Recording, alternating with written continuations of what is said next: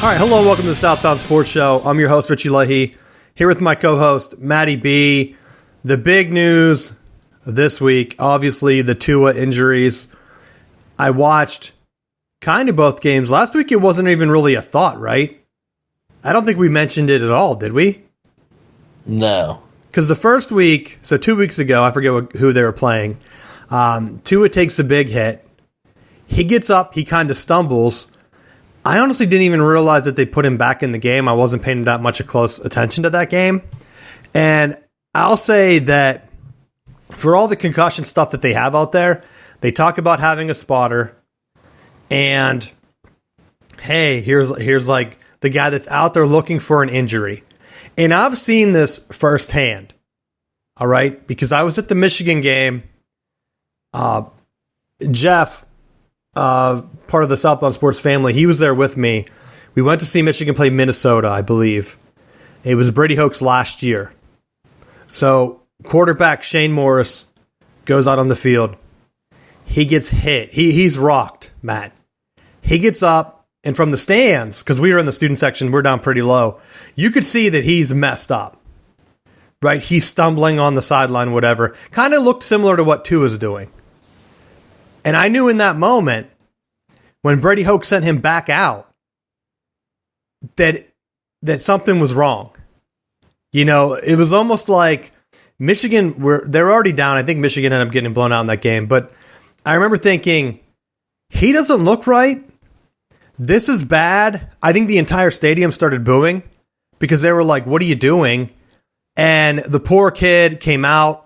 And then you got a lot of stories coming out. It's like Brady Hoke sent the guy out. He didn't know. Brady Hoke made a big point about never wearing a headset because he wanted to get like the feel for the game. And then he was kind of like, well, they weren't able to call me and let me know that he had a concussion or whatever, that he looked like he needed to go to concussion protocol. And this was about like 2014, I think. I think that was Brady Hoke's last year, right? That sounds right. So this is 8 years later, Matt. Brady Hoke, basically, that was part of the reason why they fired him. I think they mentioned it as part of the thing. Like, hey, you got to take care of like player safety. I knew that was like that was basically the end of the game. That was the exact same game that we started the hire Harbaugh chant. And I went home and I was on Sports Center. I think I have the picture in my Twitter if you look me up. But me and Jeff started this hire Harbaugh chant. And then ESPN came out and they were like, everyone was chanting Fire Hoke. It's like, we weren't even chanting Fire Hoke, but you knew that it was like a bad look, right? And the funny thing was, everyone after the game was like, why'd you guys do that chant in the student section? They're not going to hire Harbaugh. And then guess what? They did. It took a bunch of years for him to work out, though, but I'll take credit for that. But now with like Tua, I don't know how far you're going to go, right? Because, like, honestly, I look back at that injury, and, like, yeah, he looked kind of messed up, but I'm, a couple 100 feet away, like, whatever, away from him. I forget where he was, like, even on the field, but, like, I remember him, like, kind of stumbling around. Honestly, if he had came out and said it was an ankle injury, how would I know the difference, Matt? Right? Yeah, well, I mean, they were saying that it was...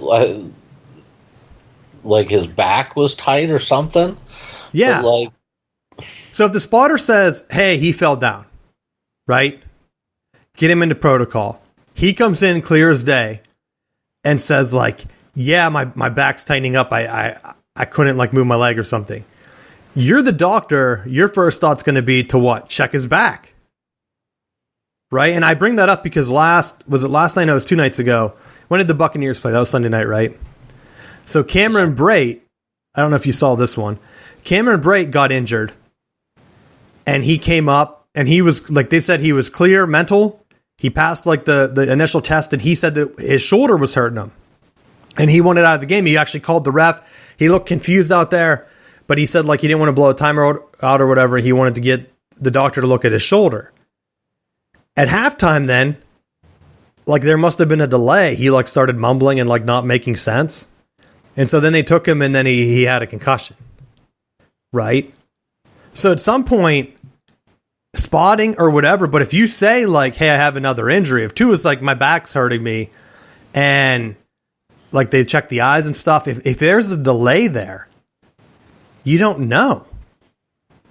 And I think that's the scariest part right now is like the NFL has no answer for it. I have no answer for it. All the armchair doctors that are on Twitter and stuff, they honestly don't know what they're talking about. Right? Because if a dude comes in and is like, yeah, I need my shoulder x-rayed, and like you're thinking, well, this is a professional athlete. What if there's a tear? We need to make sure everything's good. You're going to try to get that taken care of as soon as possible, right? The head's going to be secondary unless a spotter says, hey, it's probably a concussion. But do you really know? If it's not like a head hit, I don't know how you're sure of that. I mean, the last time on the second hit on Thursday night was clearly a concussion. Two, his hands locked up in that like death grip. They had a name for it, but I didn't look it up. I didn't write it down. But it was scary, right? Did you see the hit? Yeah. Like that's the one where a spotter didn't need to be there for that. But if the other ones, if he's coming out, and I'm not trying to play either side here, I'm just saying how tough it is and how you want the players to be safe. I don't know what the NFL or even like the NFLPA, I know they fired the consultant like that worked on them. That guy's there. He's worried about getting the players healthy. He doesn't have a motive to like throw two out there with the concussion, right? I don't think any doctor wants their patient to get hurt. I'm assuming the doctor that cleared him is probably having nightmares now. Because I would be. Well, no, but I mean, here's the thing. If one of my players takes a hit or is just, I'm just going to say, like, there's some type of play where they come out of the game. At that point, it's out of my hands. Like, I'm going to defer to the medical person. And, like, we have an athletic trainer that handles those things. And whether he says he needs to be evaluated, he needs to, like, he can go back in, we're going to base, like, that off of his medical recommendation, because if something comes down later, like, that could be his liability. So, like, you look at that doctor that cleared him, obviously, like, he's looking at this from this perspective that, yeah, whatever tests and things that he did, he passed them to be able to continue to play. Like, you don't put your license on the line to try to win an early season football game. Like, there's a lot of reasons to try to push them, but the cost to lose your license, your ability to practice, like, it's not worth it. So whether it was the right decision or not, there was enough evidence to suggest that he didn't have a concussion. You know, even though, you know, that video feed may have looked bad when he fell and said it was as bad. I mean, it looked like he took a shot and that it was more concussion based. But there's baseline protocols that need to be followed, and if he's passing those concussion tests, you know, maybe it was harder to figure out or to nail down. And going back to the Brady Hoke, like, I watched it. I don't think he ever sent him to see the doctor. And I think that's what the issue was. So I'm saying, like, it's gotten much better within the past couple of years where, like, that was a one-time thing where, like, I'm pretty sure I watched the San Diego State, they played Boise last week, and I'm pretty sure I saw Brady Hoke with the headset on, and I was thinking, like, smart move. Because you never know. Like, if someone's trying to get a hold of you and you're trying to get a play in and you're trying to mount a comeback, the quarterback's, like, not even showing any signs and he's like, I'm ready to go, he might not be mentally there. And, like, personally, like, I remember playing football, I probably had at least 3 concussions that were undiagnosed, right? Like, I remember, I'm pretty sure every single one was, like, between, like, 9th and 10th grade or so. Because I don't remember getting any when I was, like, a little bit older. But they were always running a slant route over the middle. And it was always, like, just getting immediately crushed by a linebacker and thinking, like, why doesn't coach, like, let me spread out? Because I always like to spread out as a wide receiver. And I get it, like, in high school, sometimes quarterbacks can't throw that far, like, even 9th grade. But I remember one clearly where I run the slant, I honestly, to this day, don't know what happened after it. I ended up being on the sideline, and coach grabbed me and said, "What the hell are you doing? You're supposed to be out there. You're running a fade." And so I don't know if there was like a play in between, but I remember we watched the film, and I told coach, like at practice the next week, like, "I told you I don't remember any of this." And I run the fade, and I'm open. And the ball just like dropped beside me. Like I made no attempt to even catch it. I'm just running. And then after that, then they like took me out and they're like, "Are you okay?" And like I honestly, I was kind of like, yeah, I was just dazed. And so I'm pretty sure like I had a concussion. It was undiagnosed or whatever. And like, I don't know what to tell you. I know a buddy of mine had the same thing kind of happen. He was still in the game until he just started throwing up on the field. And I'm telling you, like that happened at least 2 times. That was the worst, where I really don't remember. Like, I don't know did I catch the ball? What even happened? I know the second one I didn't catch. I remember I just wandered off the field.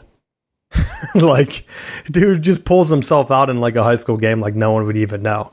And another one, I remember I got hit and I was shook up. And that one, it wasn't as bad, but like they say each time you get it, it gets worse, right? So like at that point, that's why in the pre-show, if you want to hear our extra discussion on this, we talk about Antonio Brown. You can go to the patreon.com/Southbound Sports. Basically, like the CTE stuff kind of annoys me because, like, yeah, I played tackle football. I've heard someone tell me, "Oh yeah, if you played tackle football before like 2018 with these new helmets, you're most likely have CTE." It's like, how do you know? Like, how many concussions does it take? Right?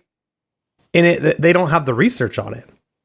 So you can't like point at a guy like Antonio Brown or like now even Tua. They're saying like, "Oh, he's guaranteed to have CTE after he got locked up there." Well, and he very well could have. He could. Anyone could have it. We don't know. Like, but you're not going to be able to pinpoint that. Like, it was as a direct result from playing football. Like, did he ride his bike as a kid and wreck on his bike? Like some of that stuff that did he have a family event where they played tackle football together and maybe dove down the side of a hill? Like, you never know those things. Well, I told you, one of the hits I took, I think might have cracked my collarbone, but I was so out of it that like I just knew that my shoulder really hurt. And then like a week or 2 later, like I just remember I couldn't sleep on my one side for like 2 weeks, and then I was fine. I never really missed a game. Like if you're not really getting hit because you're playing like receiver/tight end like me, does it really matter? Like if it's not that bad? But I do have like a bump on my collarbone now, and I always wonder, like, I definitely don't want to pay for someone to do an X-ray. But if you listen to the show and you do free X-rays, man, I'd love to take a gander and see if that was correct. Because I always wondered, like, do you have other injuries at the same time? Because you're reaching out for a slant, you get hit, you fall like right on the collarbone. Like that's kind of how it happened, you know. But outside of that, to your point, I got rear-ended once in a car sitting at a stoplight. Some dude behind said he was like checking his phone or whatever. And I think that messed my neck up more than anything in football. So like, how do you know that a high-speed accident like that wouldn't cause CTE? I think it's something that they definitely need to do more research on, and just giving it a blank look and saying like, "Yep, football caused it," I think is a bad idea. But anything else you want to add on it? No. I mean, I have you had any experiences? You played quarterback, so you might not. In high school, you really don't take any gigantic hits, right? You definitely weren't a running quarterback. Oh, that was pre-running quarterbacks, right? Yeah, we were very immobile. No, yeah, I can't. There were a couple times where I took hits, but I wouldn't say that I was concussed by any stretch of the imagination. But I think like when you're looking at the NFL now, especially for as media crazy as some of the stuff is with the more research on concussions and CTE and things like that, I think they're taking more preventative measures to try to keep players safe, and I think like what you're going to end up seeing now is you're going to see more players held out for longer for precautionary reasons. someone has an injury that normally would be a week or two, they may hold them out extra, I think, at this point, just to avoid the bad publicity that goes along with it. And I'll be honest, I actually had that in my notes, and I missed it. That's what I was going to end on. Like, looking back, I would have hated missing a football game. Like, say those were concussions. I'm assuming they were. I never got diagnosed because, like, you have one team doctor that you also share with every other sport, So sometimes they were there. Sometimes they were, like, just taping people up. But I remember, like, if they would have said, like, hey, yeah, since you were, like, so out of it, you got a concussion, you can't play next week. I think going forward, I would be fine with that. Young me would have hated it. But if they're going to say, like, you got to give your brain, like, time to rest and heal and make sure that it doesn't cause long-term issues, I think that would help the sport. I think it would help parents that are hesitant to, put their kids in the game, Because I know how many friends and stuff that are just saying, like, flat out, like, I'll never let my kid play football. But, like, then the same parent might let their kid play hockey or something. It's like, what's the difference? Like, soccer does the same exact thing. Well, soccer's safer. It's like, well, you're getting a ball kicked 100 miles. It's not 100 miles an hour, but you're getting a ball kicked at your head. How fast do soccer balls go? 30, 40 miles an hour? I don't know. But, like, you're getting hit in the head with that constantly. And, like, how's that worse than, like, what a football team's doing? I do wonder if they're putting, because, like, we talked about it with, like, I know a lot of colleges, I know Michigan's done it, and a couple other ones as part of, like, their brain research. They have those tickers in the helmets. Do you know if the NFL has that? I would think that they do. Because, like, that would be the other thing where you could point out if you're the NFLPA and say, like, look at the numbers, right? If colleges have them for practice so that they can limit hits to the head, I would think the NFL should invest in that.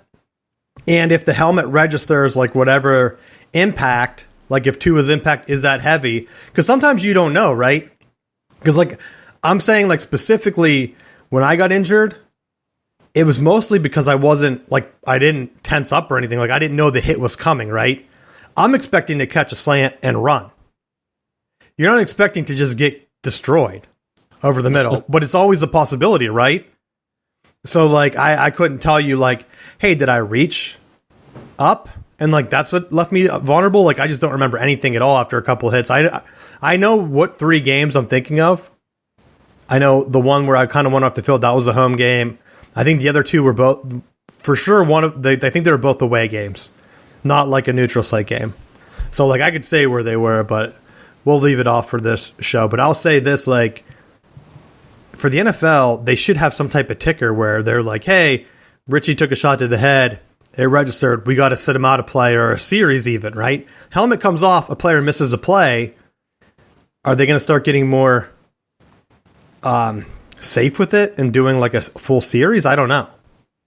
Because, like, if the ticker goes off, honestly, I would rather. Because, like, I don't want to get to where I'm 40 or 50 and then, like, not remember stuff, I already have that trouble.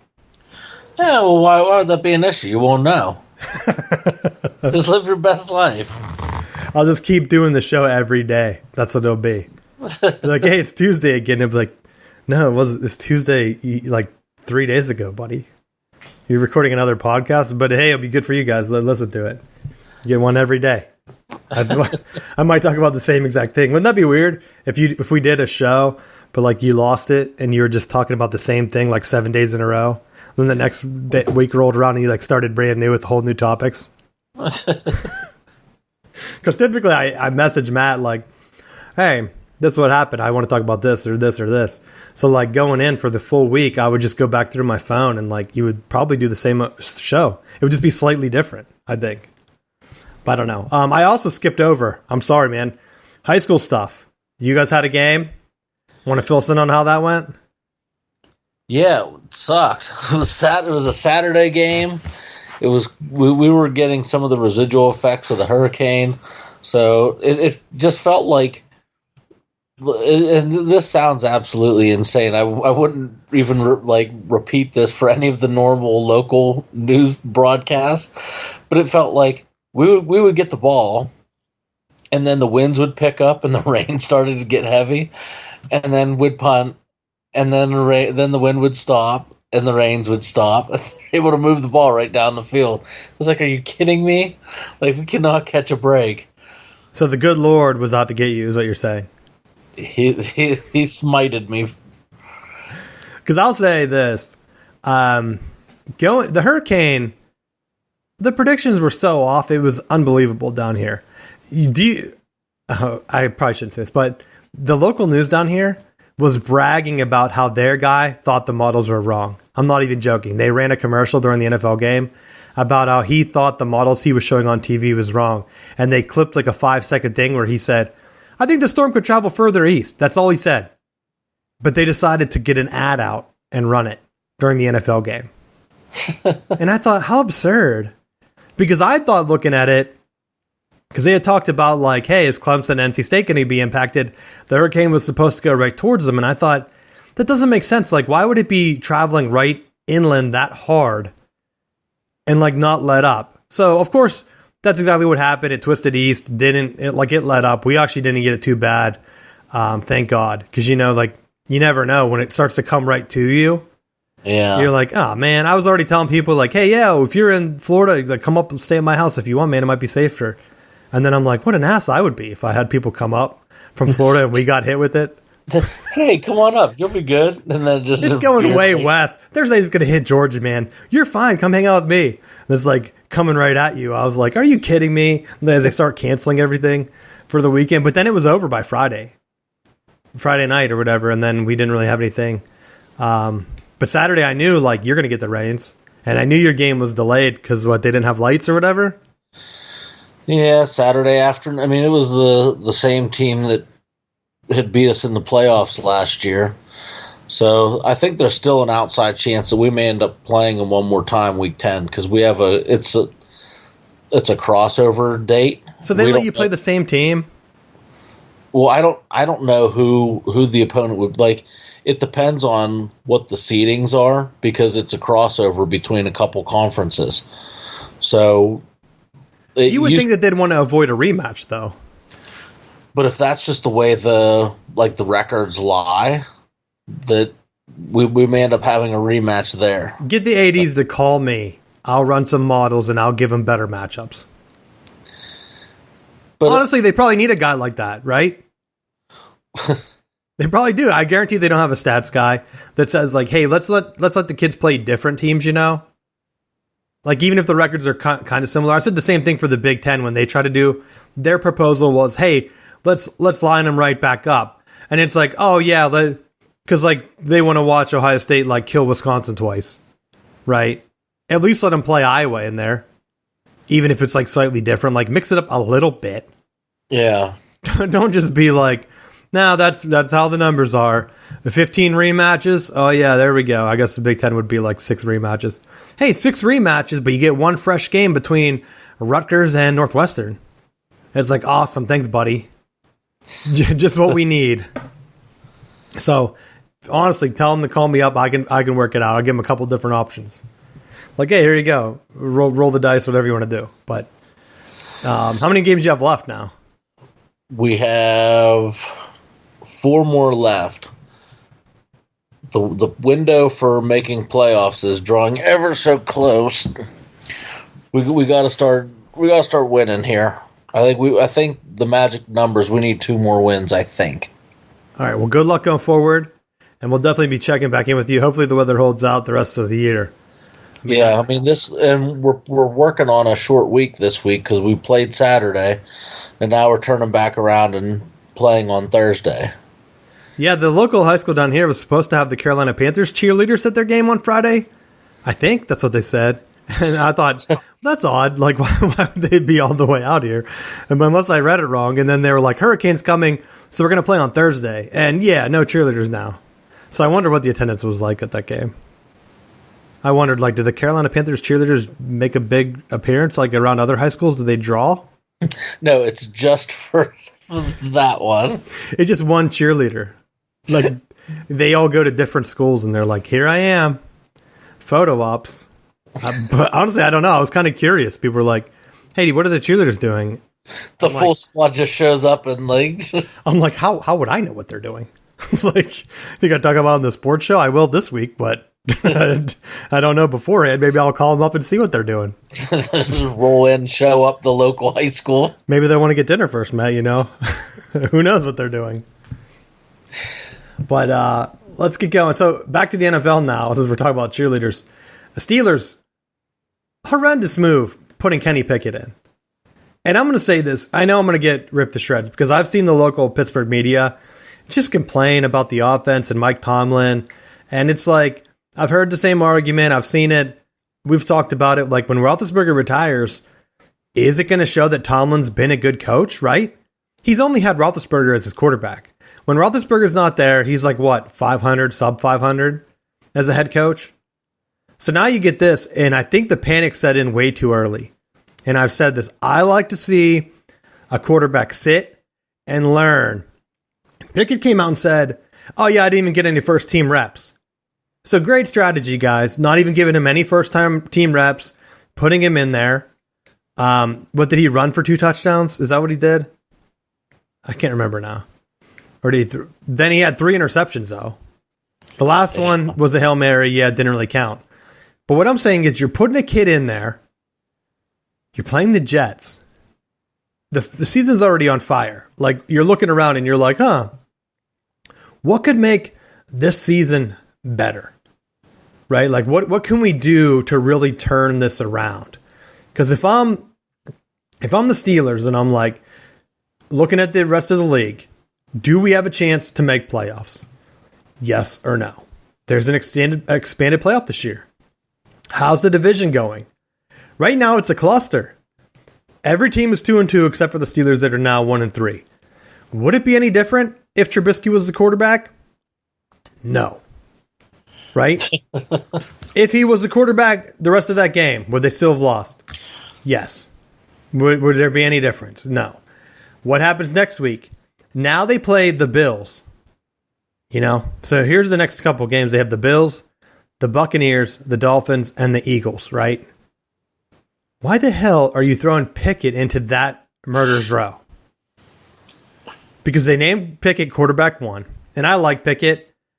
I mean, we're going to talk about Pitt later in the show, but maybe he's the reason they won the ACC last year. He would never have had them choke to Georgia Tech, although they did choke to Western Michigan. So what am I talking about? But you're playing the Bills and then Tom Brady's Buccaneers. I know the Buccaneers defense looked pretty bad last week, but they've been pretty good so far this year. I think that was... I also hate how all the commentators are like, this is a payback game from Super Bowl multiple years ago.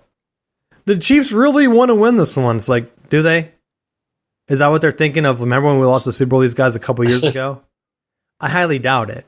Maybe they're kind of annoyed. But honestly, like, Tom Brady didn't lose the game. The guy fumbling on the kickoff and giving the Chiefs the ball for an easy touchdown, that set the tone. That ended the game. If that doesn't happen... Is the game even high scoring? Because I think that kind of loosens everything up. Like, hey, we got a 7-point lead, and we're going to get the ball after halftime. But that's a totally different game. What do you think of Pickett getting the call so early? I think it was a little bit of a desperation move. That it definitely showed. It showed this, like, it gave them the spark that I think they needed at the time. But, you know, I was just having this conversation today. Like, I think there's a lot of positions that you can move people around. Like, you can shuffle offensive linemen. Like, not ideal, but you can move them around. You can put in different wide receivers. Don't really change a whole lot. Move running backs around. When you change the quarterback, that's a position that there needs to be some level of stability with. And if you decide to make a change, you have to be certain that the change is going to be lasting. Because you're asking your quarterback to be the guy that operates your offense. And if you're juggling back and forth between this quarterback and that quarterback, like there really hasn't been many models where you can use a multi-quarterback system and be successful. Matt, just to give you a heads up, that 4-game stretch I just mentioned, if my math is correct, their combined record is 12-4. You're going to be putting your rookie quarterback into 4 of the toughest games on your entire schedule. The only way that I think this makes sense is you play him against the toughest possible people, knowing that you're not going to make the playoffs, and you're going to be, 1-6 at that point, 1-7? And you just say, okay, where do we need to address the most in this next draft? Is it picking up offensive linemen? Is it picking up a different type of skill position, whether it be tight end, receiver, whatever that need is to get the offense going forward? Like, that's the thing that you address. But my thing is, I have always said, like, let Trubisky go the first 8 games, which would be these games. Then he comes in against the Saints. Right now they're 1-3. They could be whatever. Then he'd have like the Saints, Bengals to kind of get in the groove, see what they're up against, and turn things around. Heck, you could even start him against the Eagles. I know that they're undefeated or whatever for his first game. Maybe they get some mojo going. It's on the road. But his first game's going to be, hey, by the way, you're going to go into Buffalo and start. Then you're going to go home against the Buccaneers. Then you're on the road to Miami and then Philadelphia. So 3 of your first 4 games are going to be on the road. I just don't think like throwing him into the fire is going to make the team better. Maybe I'm wrong. Maybe Pickett will rip off a couple of wins and they'll be right back in the playoff mix. But you just said about those 4 teams, and 2 is likely going to be out for that Pittsburgh game. So like that'll hurt. That'll be a mark. Brady's going through his issues right now, so I don't think his mind is focused on football. I think Matt, he might be more relaxed and relieved now. Could, or people say it's issues, but we don't know. Maybe he's like, oh, thank God, it's over. Because like, think about it. How many times does he retire only to go home for a bit? And I said, like, why is he coming back to the league every time? Like, is it just because he doesn't want to be home? Right? That's the vibes I get. Makes sense. But nonetheless, till you get done with all the legal stuff, like, I don't care if you're regular Joe Schmo or you're a Super Bowl winning quarterback. Like, that's going to take a toll on you. I don't know any of the details here, but I think from like TMZ or something, I saw that she's worth way more money than him. So he would be getting the alimony. I don't think he has anything to be worried about, Matt. Could you imagine he gets alimony and he's a top Super Bowl winning quarterback? He has nothing to worry about. He already left one. Didn't he date another model that was pregnant and then left her for Giselle anyway? I don't know. Yeah, that's top of his game. Didn't stop him back then. So if anyone is prepared to land on their feet, I would think it's Tom Brady. So watch them rip off like 8 wins in a row now. I don't know what their schedule looks like. Good. Now that I don't have to deal with this marriage. He's like, boys, I'm back. Let me just mute the cell phone and go out. Because I've seen people like that always have their phone on. It's just constantly ringing. And they're like, well, I joined 15 rec leagues playing basketball every night of the week now, 3 times sometimes. It's like, what are you doing that for? Like, you don't want to go home that bad? That you're playing in a ton of rec leagues all the time? But hey, maybe that's what some people do, I guess. Just don't answer your phone. Just throw it in the lake. And go play with the Buccaneers. That's what Tom Brady probably did. Let's see what else. Pickett is my main one. I did have a beef that I wrote. Why can't delay of game be reviewed? Because my Packers almost got ripped off. They ended up winning, so it wasn't a big deal. But there was that one play where the Patriots had to delay a game. Should have been called because it was clearly a delay of game by like 2 seconds. No, it didn't. And then they threw a touchdown. And I thought... Yes.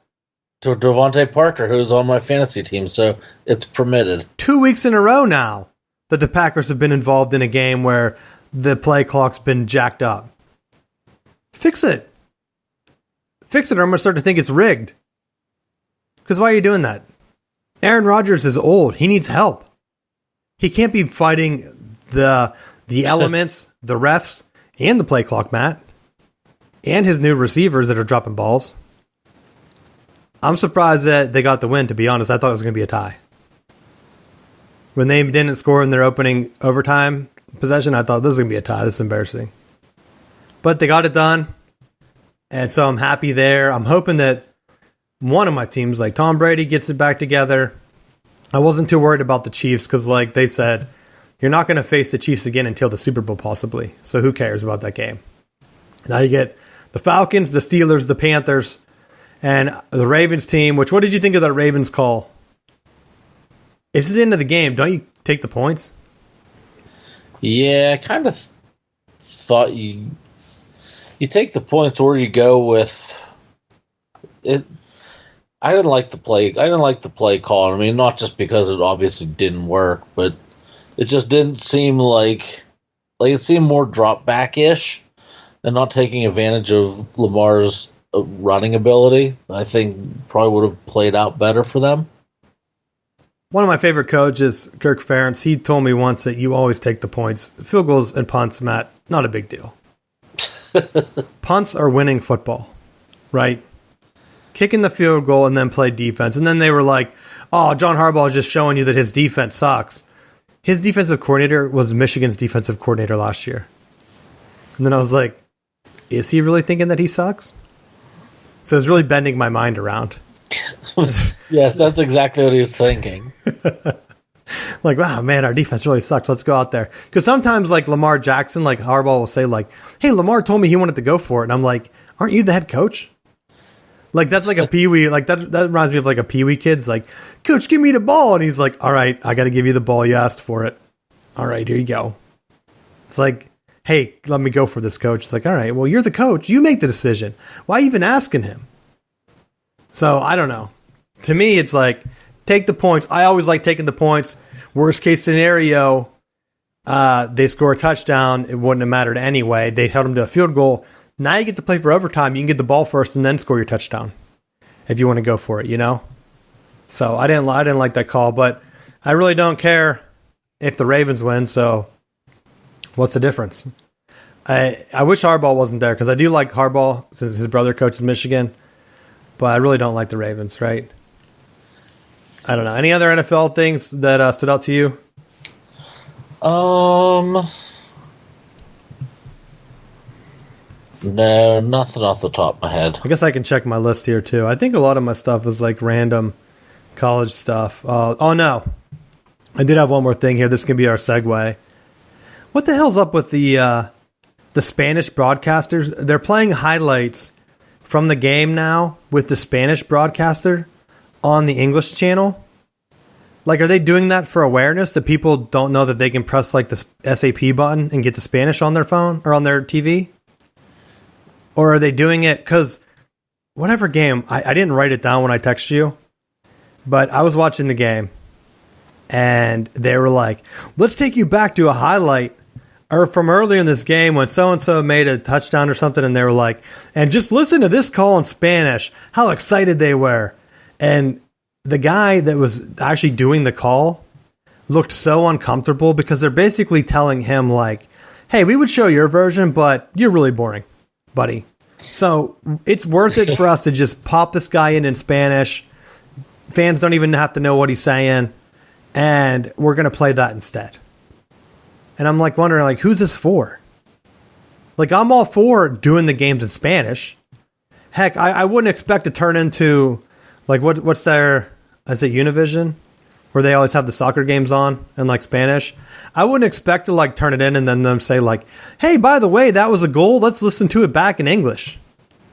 I would kind of be, like, just as shocked, you know? Like, what are you doing here? What is that for? But it was like shortly after you messaged me, it said about October being like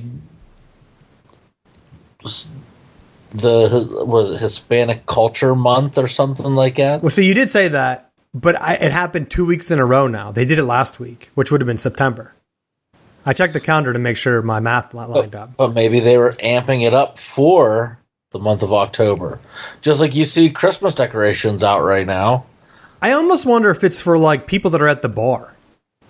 But then you really can't hear the TV either. That's what I was thinking. Because like my initial thought was like, who's it for? Are they trying to get people that might not know that the games are in Spanish? And then an easy way to get them to know is by playing a highlight in Spanish. But where are people going to be watching the game that they can hear it that wouldn't already know that, you know? I just don't understand. Yeah, I don't know either. So that was my only other NFL note. It was like, what are they doing?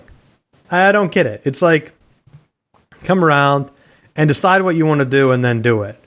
I delay a game. I think that's pretty much it.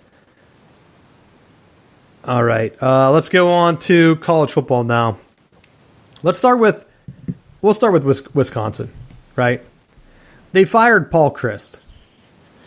And I'm wondering, like, I heard rumblings. Hey, Paul Chryst might get fired. And I thought, do I mention it on the show? Because it just seemed so insane. Everyone can get killed by Ohio State, right? They have more talent than everyone in the Big Ten right now on their roster. So, like, when they got killed by Wisconsin, and then you hear, or they got killed by Ohio State, and then you hear, like, hey, Wisconsin's thinking about moving on from him. I'm thinking, at the end of the year, right? No. They lose to Illinois. And he's gone.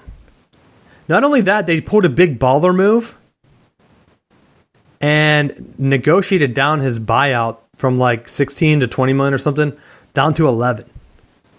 So I almost wonder, like, is there other things that have happened in the background? Because why would any coach accept a lower buyout? Right? The entire profession is cutthroat. You could be doing well, you have one losing year, and then they're looking to move on from you and bring in someone else.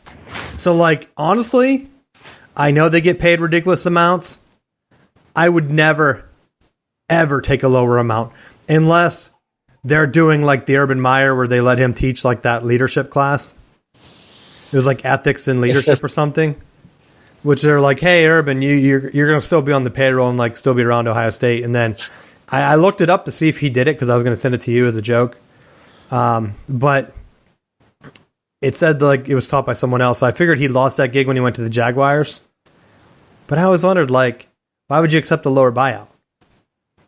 Could you imagine if Bobby Bonilla did that? He wouldn't have got all those like extra Bobby Bonilla days. But to me, crazy. What do you think? Initial thoughts on the firing? Well, I thought for Wisconsin it was stupid because he had connections to the university. Like his family was there. That was one of the reasons that I think it kind of dulled some of the sting of him leaving Pitt in the first place. Was it like that was going to be like a return home? So it's like, how do you be mad about someone that goes home? But for the most part, like he was winning. Like he was competing for major bowl games and things for the Big Ten for Wisconsin. My thing, other than the COVID year, I think his worst season was like 9 wins until this year.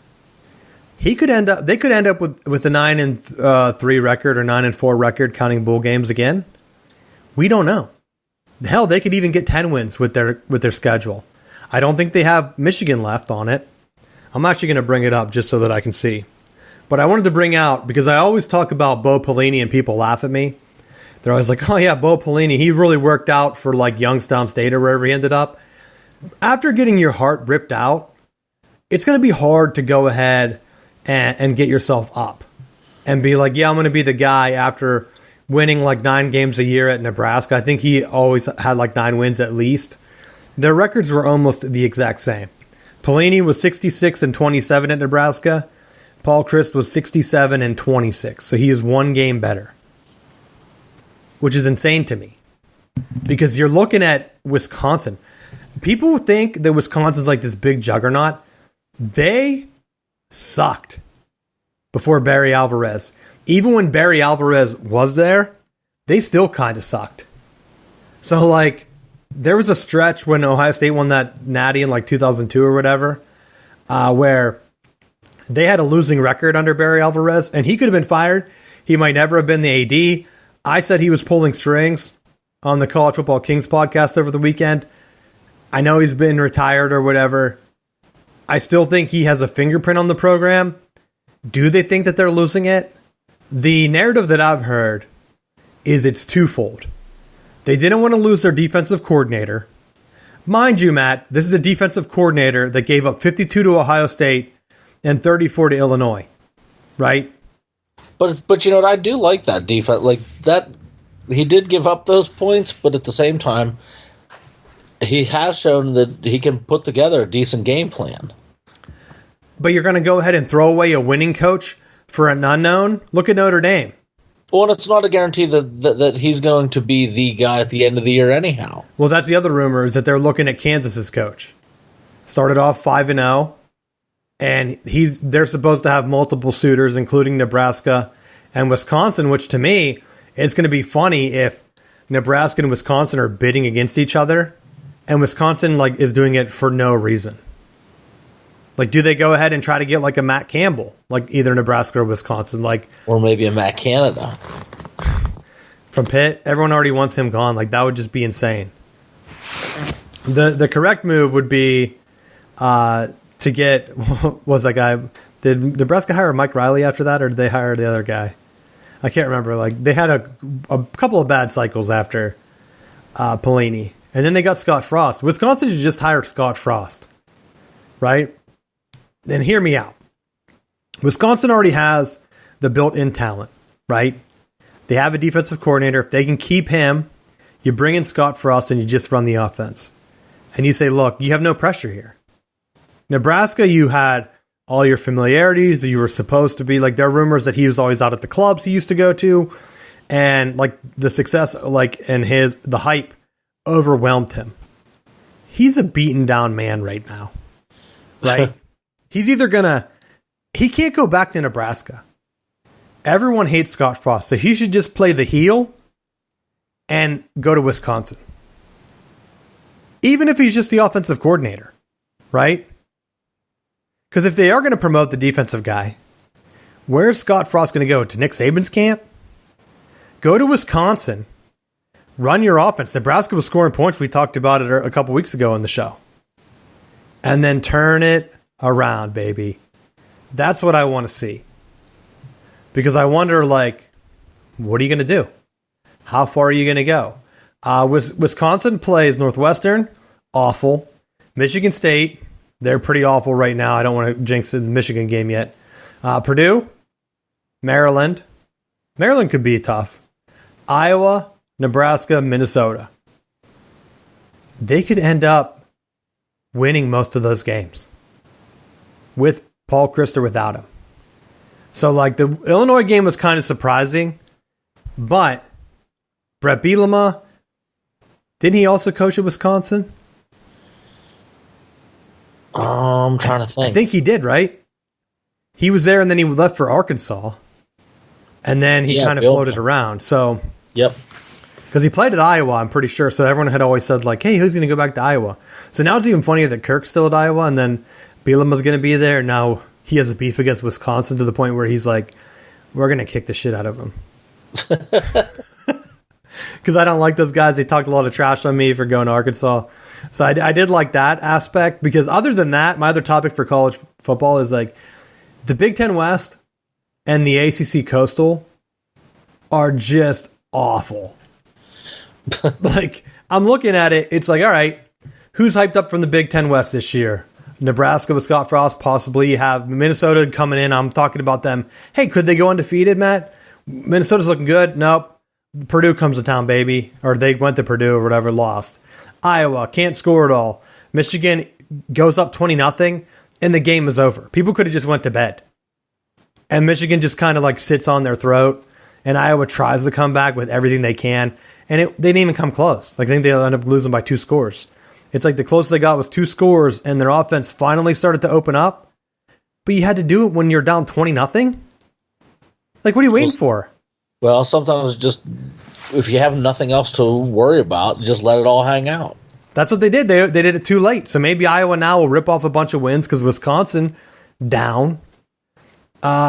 Illinois, maybe.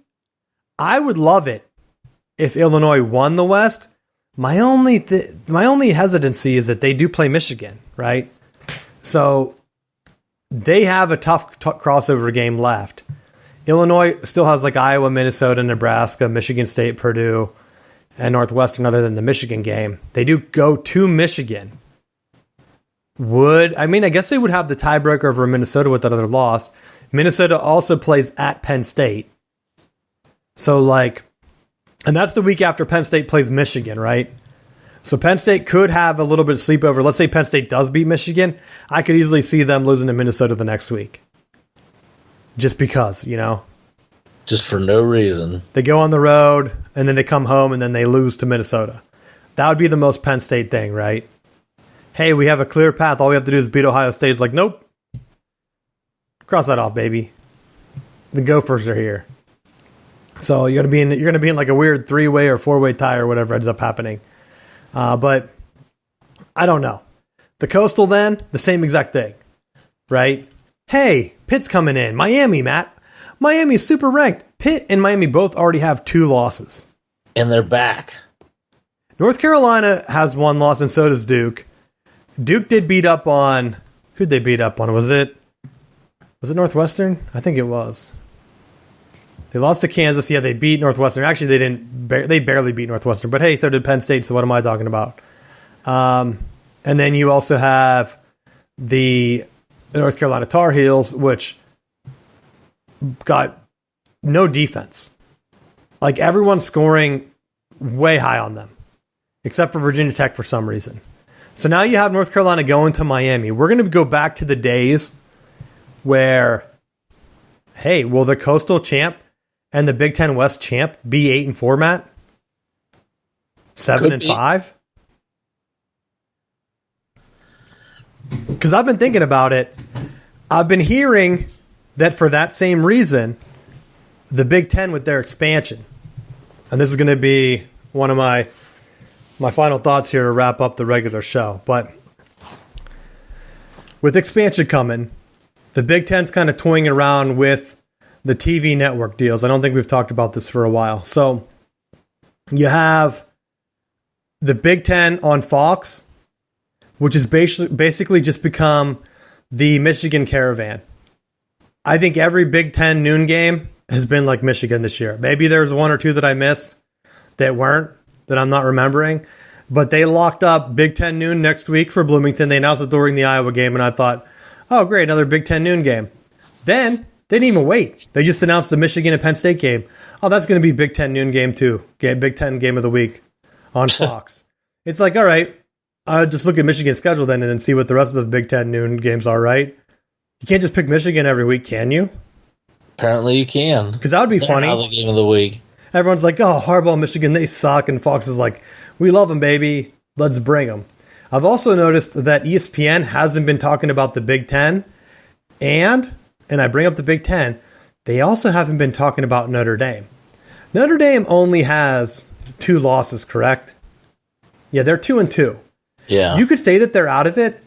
Their schedule, and I know they lost to Marshall, is pretty damn easy. They play BYU this week. Then they play like Syracuse, Clemson, and USC. They could be 6-6. I don't know how tough Syracuse is. BYU is probably a gimme. That one's at home. Or pick them, I mean. And then Clemson, everyone's high on Clemson again. They should have lost to Wake. And they've also had their issues. I don't think NC State is that good. I don't think NC State is a top 10 team. I was not impressed by the Clemson win over them. Maybe that's just me. I wouldn't count out, and I know you're going to love to hear me say this, I wouldn't count out Florida State beating Clemson. No. They had Jared Verse only played a handful of snaps and still had the most sacks compared to the rest of the team against Wake Forest. So I'm looking at Clemson's schedule. They play at Boston College. Then they go to Florida State the same weekend that Michigan and Penn State's on at noon. So, and this is what kind of surprised me. Because ACC, or not the ACC. So this week, ESPN, they demoted the Florida State-NC State game to the ACC network. And I texted you when it happened, and I was like, why did they do that? You know, because like you would think that the ACC and ESPN's relationship would be like, we have 2 4-1 teams. They should be playing in prime time. Nope. They picked the Clemson-Boston College game instead. Boston College is 2-3. Are people even going to watch that game? I think we looked at the numbers, and Florida State continuously draws more than Clemson, except in like the bigger games, right? And I would think Florida State, North Carolina State would be a bigger game than Clemson, Boston College. Maybe ESPN's trying to hype Clemson up to jump Michigan for that last spot, but Clemson had that overtime game with Wake. Michigan hasn't. I mean, you could say that Maryland scoring late and got them within 1 score or whatever, but they really haven't been threatened. Like, it wasn't like they had no team has had a chance to score or to tie the game late against Michigan. They just haven't. Clemson, yes, they went to overtime already. They easily could have lost, right? So you can't tell me like, oh, Clemson, they've been dominating everybody. Like they're the best. It's like, no, they went to overtime already. And I wouldn't count out these other teams. Their schedule is very weak. You can't make fun of Michigan's weak schedule and then not make fun of Clemson's either. Like, I think they're both very weak. I could see both teams. I mean, Michigan has to play Ohio State, which is better than anyone on Clemson's schedule. Clemson does not have an Ohio State equivalent on their schedule. Let's be honest. They do play Notre Dame, which played Ohio State tough, and it's at Notre Dame. Don't be surprised if Notre Dame wins that game or Clemson loses to Florida State. I don't think Clemson's going to go undefeated. Maybe I'm wrong, but I think a lot of their stuff so far, the way they've won is just with DJ Uiagalelei running over teams. Almost Cam Newton-esque, which is kind of impressive to me.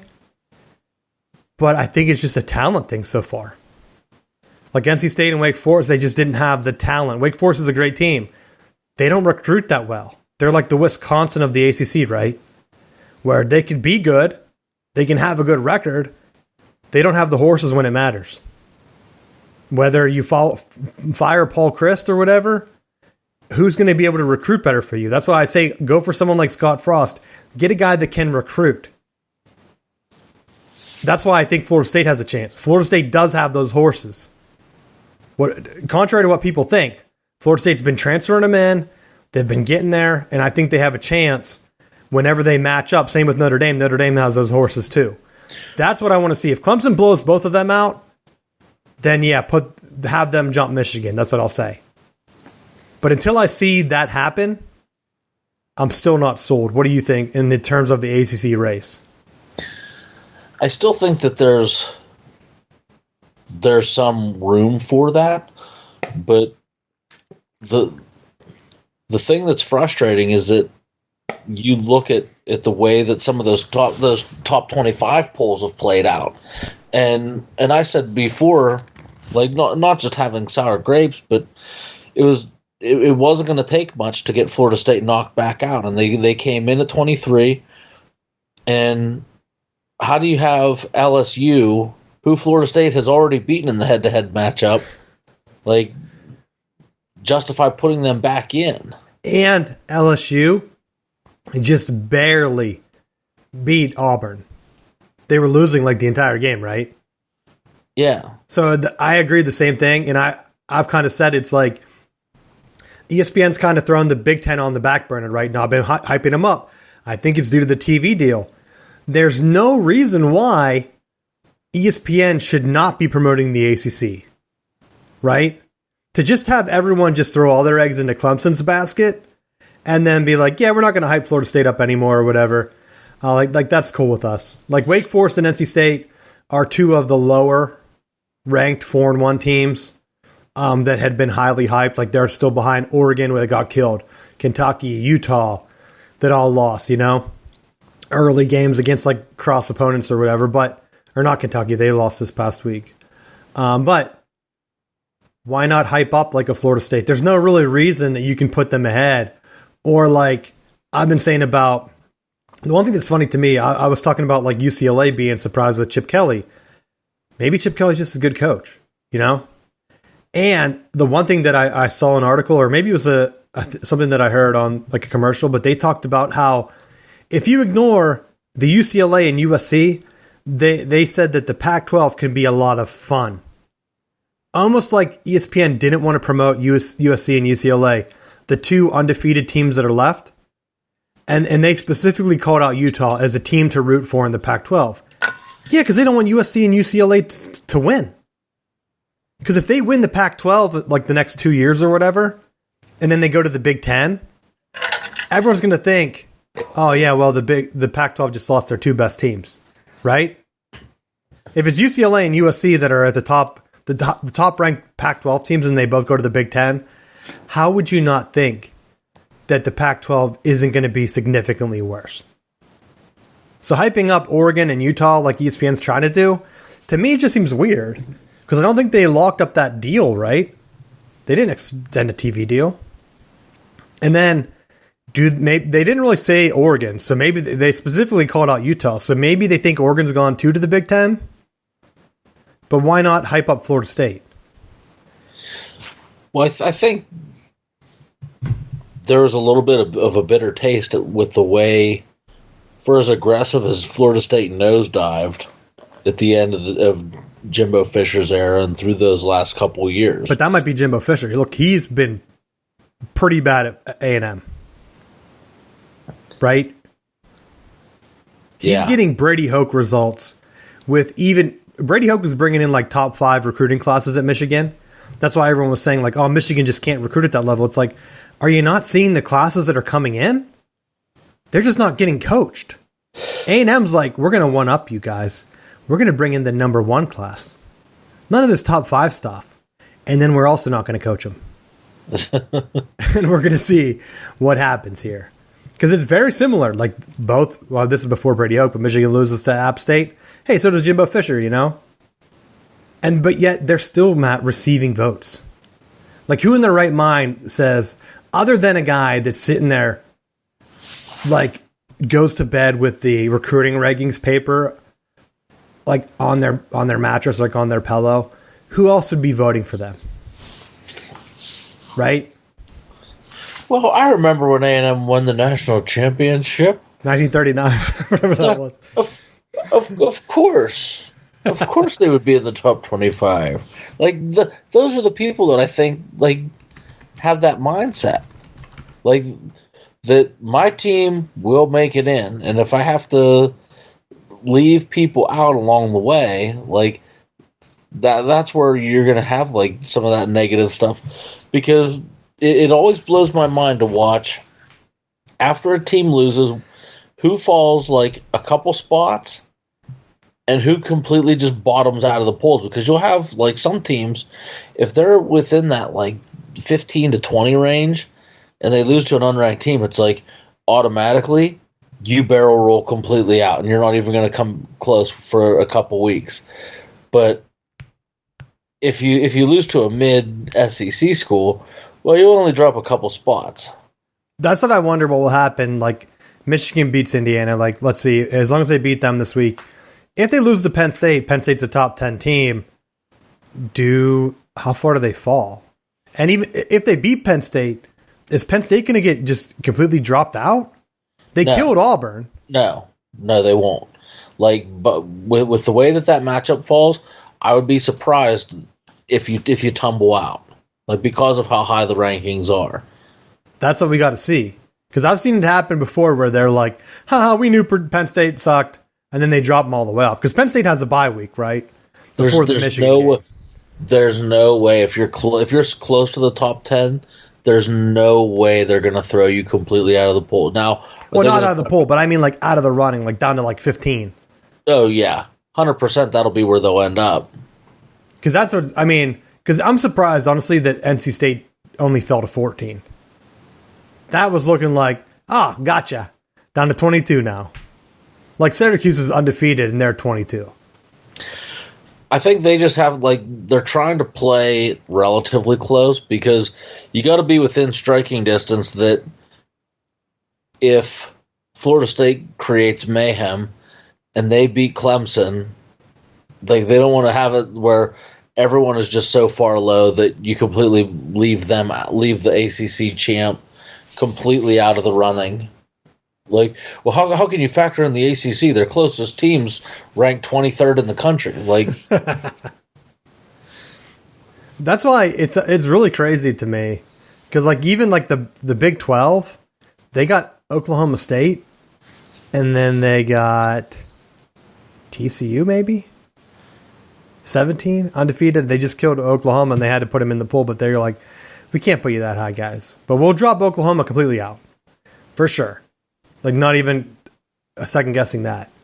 That's why, like, if Pitt would have beat Tennessee, what the hell were you guys doing? Then you could lose to Georgia Tech. Don't lose to Tennessee and then let them take your rankings bump, and then you lose again. No, you can't lose to Georgia. Under no circumstances can you lose to Georgia Tech. Not when they're firing their coach. Before we wrap up and go to the final bell, I want to get your thoughts. What do you think of Georgia? Where do you think they should be ranked? They fell to number 2. Did they do enough to deserve to fall? Matt, they almost lost to Missouri. They should have lost to Missouri. They were behind the entire game. Missouri just kept settling for field goals. I think they should have got a little bit more crazy.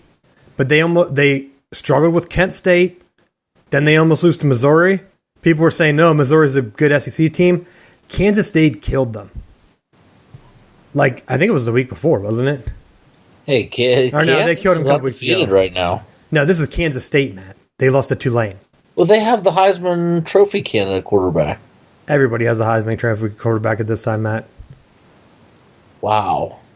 Let's be honest. You got to wait until people were just handing out the September Heismans. September just wrapped up, so every team has one. You just got to wait for the number one guy. But what I'm saying is, I'll be honest here. I think Ohio State should be number 1. I hate saying it. They've won every game by double digits. Everyone said they struggled with Notre Dame. They won by 11, right? How much is struggling versus Georgia barely beating a poor Missouri team? Because Missouri sucks. Like, let's be honest. They beat them by 4 in the last minute of the game. And I know they killed Oregon, but do we know if Oregon's any good? Like, Oregon got that early bump, and they did beat BYU. But let's see what happens when they play UCLA, Washington, and Utah. They don't actually even play USC either.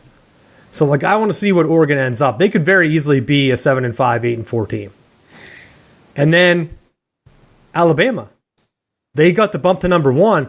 Do people forget that they barely beat Texas and should have lost that game? Right? They're a field goal away from losing that game. You can't tell me clear cut that they're the number 1 team. They've only played Vanderbilt. That game's not tough. They've only played Texas and Arkansas. They're only 2 tough games. And they won Texas very close, and they kind of blew Arkansas away at the end after changing quarterbacks, which in college is kind of tough to know like what the next quarterback's going to be when they're totally different. And they switched to like a run first versus passing. I've seen it happen when Ohio State has their quarterback hurt against Michigan, and they bring in Cardell Jones, and the teams just aren't prepared for it. Because they go from a passing team to like, hey, this dude's just going to run all over you. And hell, even Alabama couldn't stop him.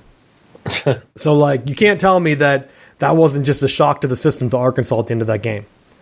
And will it work out long-term for Alabama? I don't know.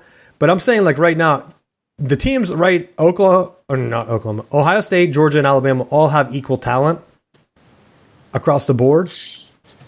Ohio State's looked the best. I don't see how you can consistently sit there and say, oh, no, they're definitely locked in at 3rd place. Like, if I'm Georgia, like, I don't know how Georgia has any first-place votes.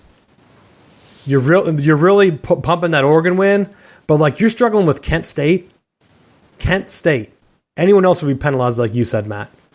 So that's my final thing. Anything else before we go into the extra time? No. All right. Go to southboundsports.com. Make sure you sign up with the Patreon if you want to hear the full show. But thanks for listening, and we will see you next week.